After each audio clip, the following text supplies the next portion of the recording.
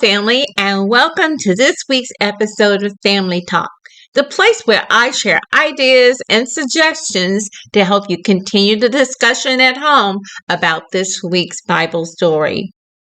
Well, this week we talked about Judah being taken captive. Sounds familiar? That's because we discussed Israel's captivity a few weeks ago. You would think that the nation would have learned from their neighbors to the north. But we see in 2 Chronicles chapter 36 that was not the case. 2 Chronicles is an Old Testament book, and in chapter 36 we learn that Judah mostly had bad kings and that the people continued to disobey God.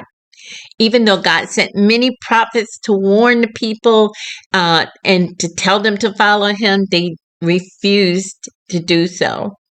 Judah ignored God's prophets and was captured. Our big picture question for this unit has been, how did God plan to fix what sin broke? Well, before he created the world, God planned to send the Messiah to save sinners. So our choices were not a surprise to him. He had already prepared for it. Some questions to start your discussions are: 1, how is God loving to punish sin? 2, did God abandon his people when they were captured? Tell why or why not. 3, who took our punishment for our sins?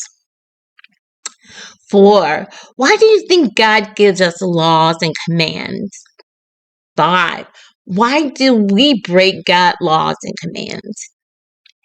6, why is obedience to God and our parents important? Some activities that you can do this week would be: 1, to talk about the difference between good and bad kings in the Bible and what does God say makes a good king, or guide your family members to talk about a time when they did not listen to a warning. Another activity you could do is to invite or organize a capture the flag game and invite family or neighbors over to play and talk about how we are born as slaves to sin, but Jesus died to set us free from sin so that we can love and obey God. Another activity you can do is to have your family members take turns being king for a day and encourage them to be good kings and lead the family towards God that day. Some other connections you can make would be consequences or not listening to warnings.